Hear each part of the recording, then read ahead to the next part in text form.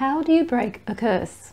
Hi, I'm Sandra from mysterywitchschool.com, and if you are new to this channel and you want to walk the Wiccan or witchcraft path without all of the overwhelm of not knowing where to start and the fear of getting it all wrong, then hit the subscribe button below so that you don't miss anything. In this video, I want to show you how you can break a curse. But first, I want to talk a little bit about cursing and how it kind of works. We know from our research in the West that a lot of the effects of a curse are largely psychological in nature. If we believe that we've been cursed, whether we have been or not, we will most likely engage the nocebo effect, which is opposite to the placebo effect, and start manifesting symptoms or signs of having been cursed. So there's a huge psychological component to it. If somebody tells you that they've cursed you or they're going to curse you, whether they do or whether they don't, if you really believe that they have, then you will probably start to notice things going wrong, whether they have or whether they haven't. And that is the nocebo effect. We also have the opposite called the placebo effect, and one of the ways of working with breaking a curse is to also engage the placebo effect, where we can actually counteract that psychological manipulation of believing that we have been cursed. I thoroughly recommend that if you think you've been cursed or you want to know more about cursing and how cursing works on the psychological level, to get Joe Dispenza's book, You Are the Placebo, and read about the experiments and some of the evidence in that book around cursing is in there, and the nocebo effect and the placebo effect. Having said all that, and talking about the modern Western approach to cursing, there is sometimes an element of something really going on. And if you do feel that somebody has sent a curse your way, or if you know somebody who feels they've been cursed, and if people know that you are a witch or a Wiccan, one of the most common things people will approach you with is that they think they've been cursed, or that they want you to help them break a curse, or something's happened and they've been cursed. It's probably the most common thing people will come to you for. It's like you're ignored much of the time, but if somebody thinks they've been cursed, you're the first person they want to seek out to help them.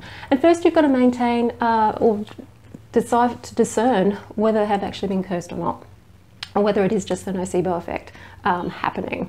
So firstly, the things to notice about having had maybe negative energy directed your way is that you may feel things just aren't going right for you. There's poor sense of timing.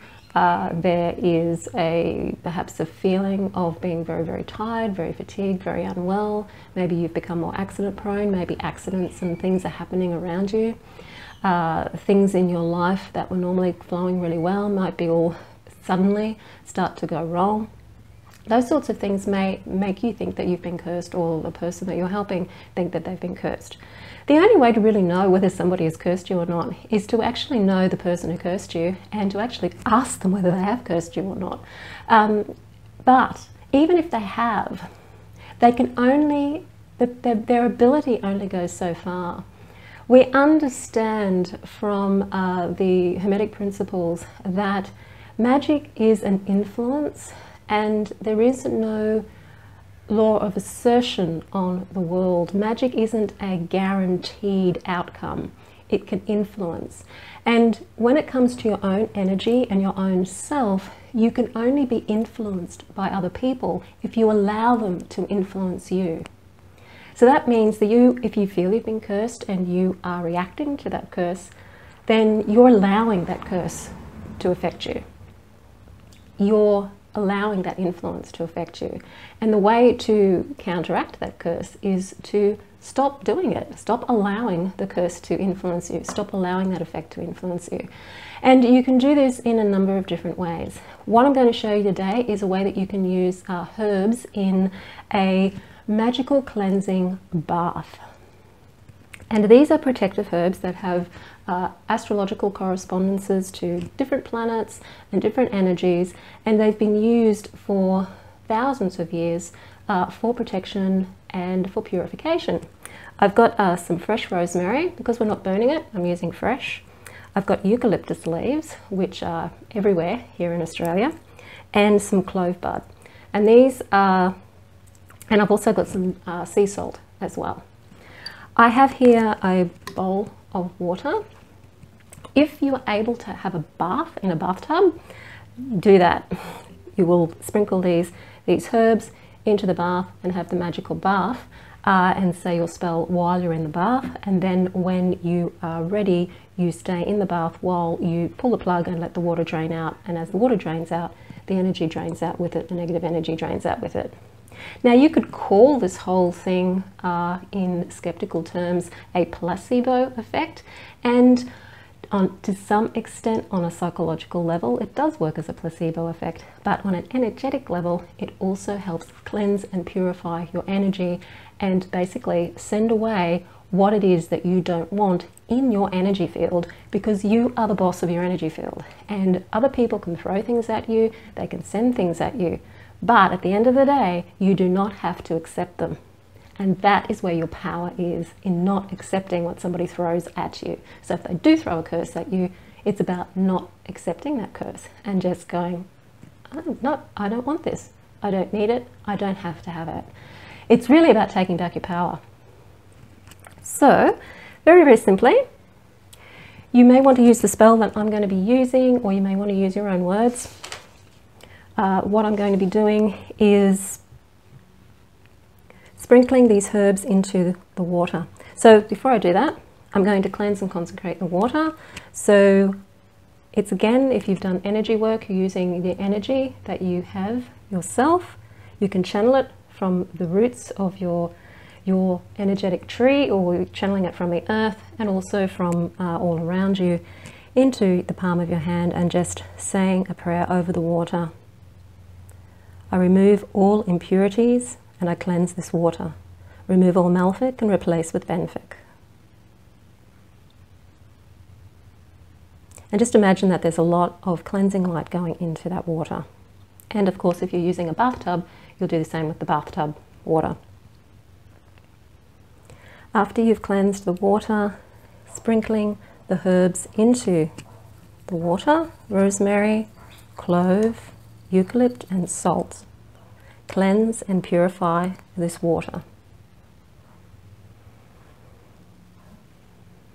Smell the aroma of the herbs in the water and get that sense that that aroma is already starting to take effect on your energy field.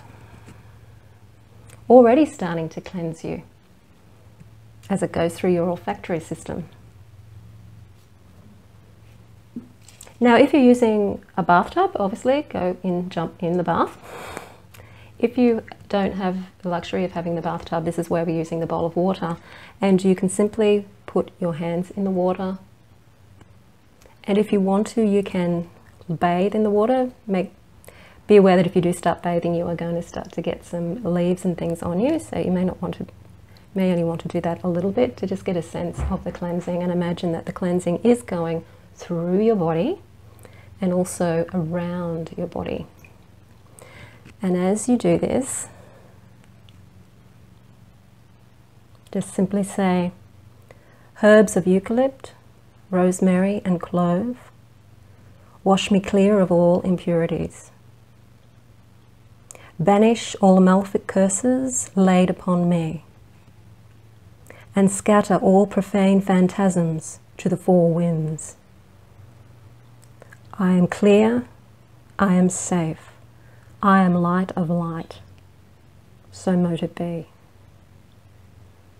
And just allowing that energy of the water to flow up through your arms and also the energy field through your whole body, cleansing.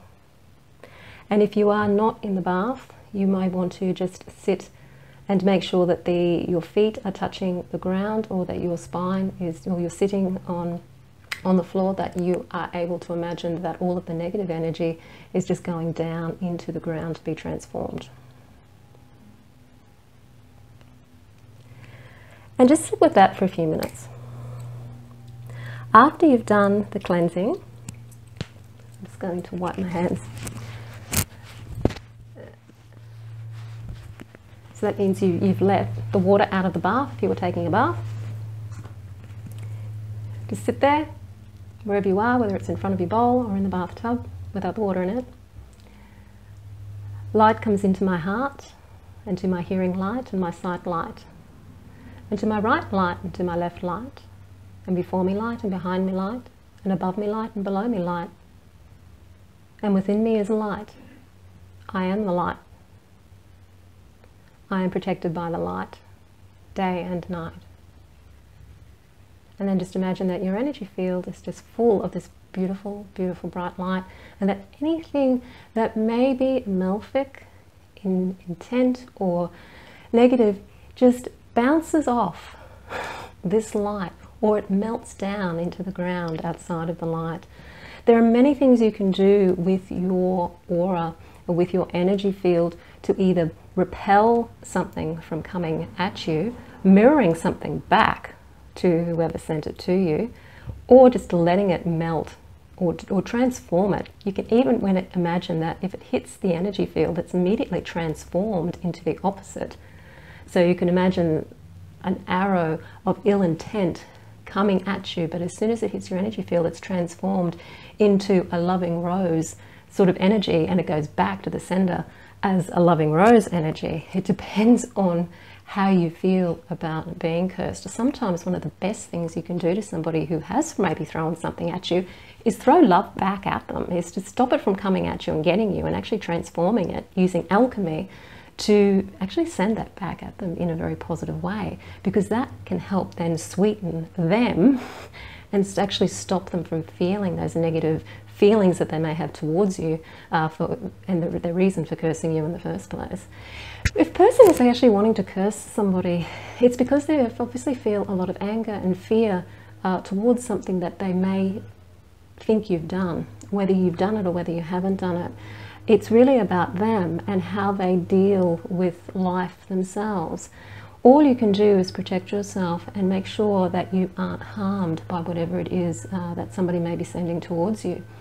People can send energy towards you without even deliberately trying to send energy towards you. Some people can be so powerful in their energy that they can influence you just simply because they're angry at you. And if you're a very sensitive person, if you're an empath, you may be more prone to picking up these negative energies from people. So even if somebody hasn't deliberately cursed you, even if you've maybe just been in an environment where there's been a lot of negative energy, do this ritual. It will help cleanse your energy and make sure that you repel anything that you don't want in your energy field. You can do this once. If you feel that it isn't enough, or if somebody's continually being negative towards you or throwing energy your way, I would recommend you actually do the same ritual every day for anywhere between 7 and 33 days. Every day for 7 to 33 days. You may alternate between having a bath and using the bowl, or just use the bowl, or have a bath each time. But the longer you do this ritual over a number of consecutive days, the more power it has. And let's face it, somebody has to be pretty damn keen to be wanting to send curses at you every day for 33 days. I mean, they have to really be pretty damn angry. And if they're going to be that adamant about cursing you for that length of time, then they've got some serious problems. So I would recommend you do it over between 7 and 33 days. And just know that you have the ability to be able to have control over your own energy field, simply because we all do. We've just been led to believe that we don't. If you like this video, please hit the like button. Don't forget to subscribe, share it with your friends, and I'm Sandra from mysterywitchschool.com, and I'll see you on the next video. Blessed be.